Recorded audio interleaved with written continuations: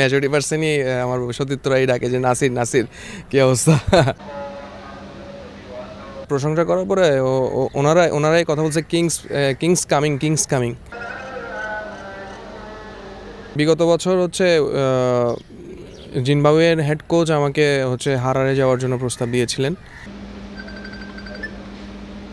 আমাকে বলেছিল যে বিয়ে করার জন্য, বিয়ের ব্যাপারটা আমি একটু এড়িয়ে গেছিলাম আর কি। গেল কয়েকদিন সোশ্যাল মিডিয়াতে বিভিন্ন ভিডিওতে বা রিলে আপনারা একজনের বোলিং দেখেছেন, দেখে মুগ্ধতার কথা জানিয়েছেন।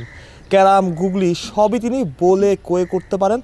তাকে ড্যারেন সামি, ওয়েস্ট ইন্ডিজের কোচ, তিনিও বেশ পছন্দ করেছেন। রকিব ভাই, একটা প্রশ্ন করি, আপনাকে মানুষ কি বলে নাকি কখনো যে আপনার চেহারাটা নাসির হোসেনের মতো?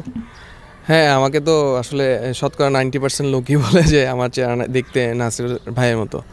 একজন আপনার সতীর্থ বা বন্ধু দেখলাম যে বলতে নাসির বলে ডাকতেছিল, আপনি নাসির হোসেন বলে ডাকে নাকি মানুষ? হ্যাঁ, মেজরিটি পার্সনই আমার সতীর্থরাই ডাকে যে নাসির নাসির কী অবস্থা। যাই হোক, আগের যেদিন আপনি প্র্যাকটিস করলেন, বোলিং করলেন, কয়েকটা ডেলিভারি আপনি মনে দেখেছেন সোশ্যাল মিডিয়াতে মানুষ বেশ প্রশংসাও করছে। আমার প্রশ্ন হচ্ছে যে ড্যারেন সামি কী বলেছে ওইগুলো দেখে? ড্যারেন সামি আমার বোলিং মার্কেই ছিল, ও আমার বোলিংগুলো অবজার্ভ করতেছিল, বাট তেমন কিছু বলে নাই। একটা ব্যাটারকে বিট করলেন, বিট করার পরে দেখলাম যে উনি এসে প্রশংসা করতেছেন, দেখাচ্ছিল যে এইভাবে বলটা মারছো তুমি বা এইভাবে করতেছো, ও কি বলতেছিল? হ্যাঁ, এটার অবশ্যই প্রশংসা করছে। এটা প্রশংসা করার পরে ওনারাই কথা বলছে কিংস কামিং। আপনাকে বলছে কিংস কামিং? হ্যাঁ, এভাবেই বললো আর কি। এই যে সবার এত প্রত্যাশা এবং আপনি আসলে মানুষের বাহবাও পাচ্ছেন সব জায়গা থেকে, এইটা আসলে কেমন লাগছে? আর বোলিংয়ের ধরন আসলে আমরা তো দেখি অনেকের বোলিংয়ে আসলে কেউ গুগলি করতে পারে, কেউ ক্যারাম করতে পারে, আপনি সবগুলো কি করতে পারেন? আলহামদুলিল্লাহ, আমি আমার ভেরিয়েশন যতটাই আছে আমি সবগুলো প্রপারভাবে প্রসেস করতে পারি। আমার বোলিং অ্যাকশনটা দেখলাম অনেকটা সুনীল নারিনের মতো, এটা কি আসলে নারিনকে দেখে ওইভাবে বোলিং করো নাকি অন্য কোনো কারণ আছে? না, আমার হচ্ছে আমি মূলত হচ্ছে আমি ক্রিকেট ক্যারিয়ার আমার ফার্স্ট বোলিং দিয়েই শুরু ক্রিকেট ক্যারিয়ার। সো আমি নেটে টেনিস বল দিয়ে বোলিং ক্যারাম বলটা আমি প্র্যাকটিস করতেছিলাম। সো আমার কোচ যখন দেখলো যে আমি স্পিন করতেছি, কোচ আমাকে ডেকে এনে জিজ্ঞেস করলো তুমি এই বলটা ক্রিকেট বল দিয়ে করতে পারবে কিনা। আমি যে হ্যাঁ স্যার, করতে পারবো। তো তখন থেকে আমার স্পিন বলেই যাত্রা শুরু, এবং কি হচ্ছে ক্যারাম বলই করতেছিলাম তখন থেকে। এই যে বিভিন্ন ভ্যারিয়েশনে বল করতেছেন, ওয়েস্ট ইন্ডিজের প্লেয়ারদের বোকা বানাচ্ছেন, স্যামি ছাড়া অন্য প্লেয়াররা কিছু বলেছে কিনা?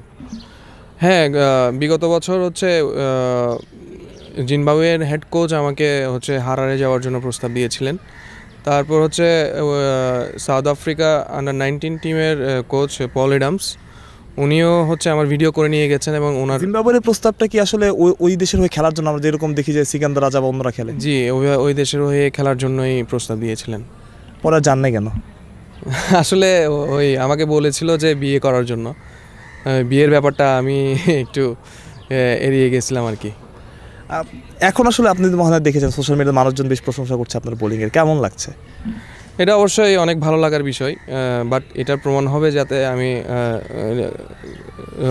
ক্রিকেট ম্যাচ খেলে প্রমাণ করতে হবে আমাকে। সবচেয়ে ভালো লাগছে হচ্ছে গিয়ে শাই হোপ আমাকে এসে বলেছে যে অনেক বেটার বোলিং করতেছো,